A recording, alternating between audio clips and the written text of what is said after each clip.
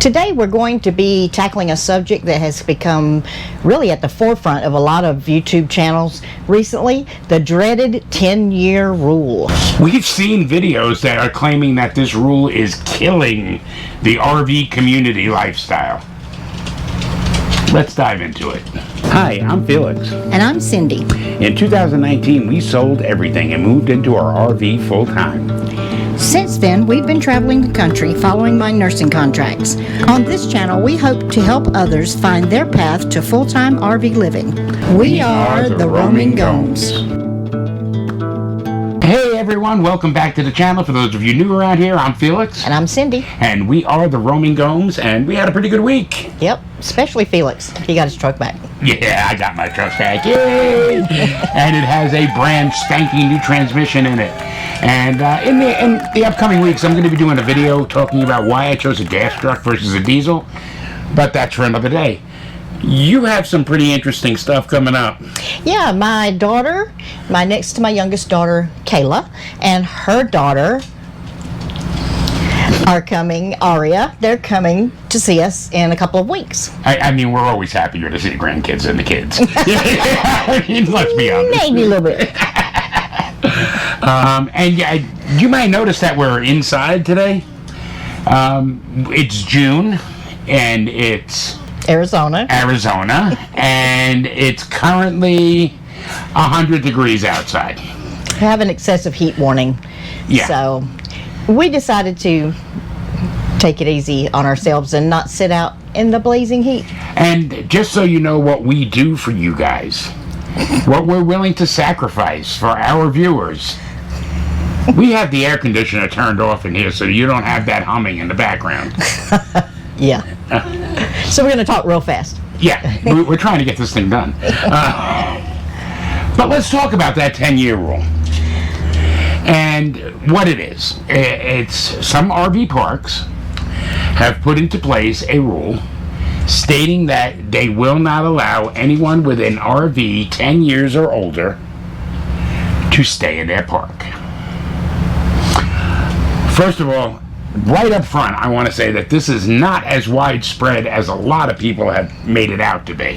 It seems like the subject of the week or something on YouTube channels that people, all of a sudden, it's the most horrible thing that ever happened, and it's been happening for a long time. It's been in place forever. Okay, but there has actually been a study done, and only 3 to 4% of the RV parks that have that rule strictly enforce it. And there's reason for that. There's a reason. If you think about it from the RV park owner's point of view, they're trying to keep as nice and neat and aesthetically pleasing, area as they can for when we go see them, when we go stay in their parks. We don't want to feel like we're in a junkyard that has falling apart RVs or non-functional RVs or RVs with the wheels off or... And we have actually seen that. There was when we were in South Carolina, and we definitely liked the park that we were staying in, but there was a whole row of RVs, and I think it was the area for the very long-term people. Yeah. But I mean, there was one RV there that was literally up on blocks. It had no tires. It really looked horrible. Now, think about it. If you went into a park that you were considering staying at, and you went ahead to just check it out, and you drive through, and there's all these old, busted-up RVs. Are you going to want to stay there? No. Now, when I said that there are maybe 3 to 4% of the RV parks that have this rule that really enforce it, what I meant by that was most RV parks that have this rule in place will say to you, okay, you've got a 1999 Winnebago or whatever, okay? Send me a current picture, a picture from today. If it looks okay, sure, you can bring it.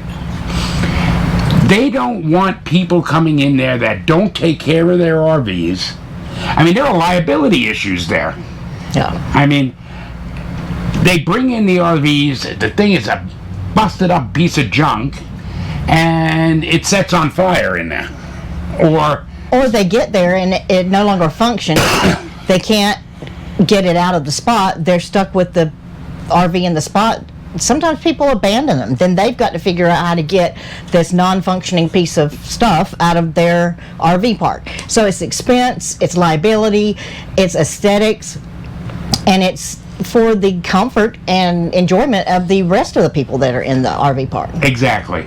And again, this is becoming like the topic of the week. It's like this is what's going to get me clicks. So let's get on that. And it's all that negativity. And we did a video about how negative people are on these larger RV channels, mainly because that's what gets clicks. Yeah. And it's not that big of an issue. There are parks that have those rules. And if you have an RV that's older, but it's still in good condition, ask them. When you call to make your reservation, say, I see you have this rule. Can I send you a current picture today of my RV and show you what kind of condition we've kept it in? Most places, other than that 3 to 4%, will go ahead and give you some leniency. It's just a matter, there are a lot of people that are fixing up old RVs. There are a lot of people that are doing a lot of different things these days to get on the road. So it's kind of crazy that people are saying it's ruining the RV lifestyle. It's the end of, the end of the RV community. Yeah. That quite honestly, that is exactly what the title of that video was. And it's just not so. It's not anything we've run into or seen. We have seen some older RVs. We've seen some that are really nice. Like vintage type RVs that are completely restored. That look great. I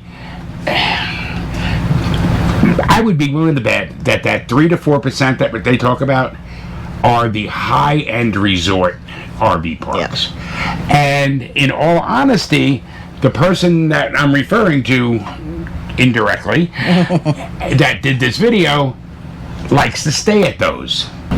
And that's what she wants for her family. Okay, fine. Go buy yourself an RV that's less than 10 years old. That's the only answer I can tell you. Yeah. Okay? If you've got the money to pay for these high-end resorts, quite honestly, you probably got the money to get a new RV. And just a quick thing, and then we'll get out of this. Okay, we have a 2022. This is a 2022 Cougar. There is no park in the country that would say, no, you can't bring this. Okay, it's only 2 years old. And a little while back, not that long ago, I had a busted out window that we had plastic over, and right out here, and I've talked about this in a previous video, I'm pretty sure, I had a minor accident, fender bender, a little fender bender, where I actually bent the corner of the slide out, and the fender, the plastic fender hood or whatever they call it, fell off. I haven't replaced that. So you're going to tell me that our RV looking like that, the way it used to look with the broken window and everything, no problem? Clearly, 97% of the RV parks that have that rule will simply take a picture, or maybe when you pull in, they're going to want to take a look at it. Yeah. And they're going to go, oh yeah, well, this is nicely kept. Very well done. Thank you. Go right ahead. Yeah. It's mainly just to keep the broken down things that, and some people, unfortunately, that's all they have. That's all they have money for. That's the only options that they have for housing right now, and that's unfortunate. But in the view of the RV park owners, they have to have some sort of boundary, some sort of restrictions to protect their property. And I very briefly mentioned it in a previous video talking about that most of the RVers out here are still recreational RVers. They're going out on their vacations, they're going out on their weekend, and these parks want to present themselves as places where you can go on vacation. So they don't want those rundown RVs in there. And if you want to see the video talking about how everybody hypes the negative, then Click right here.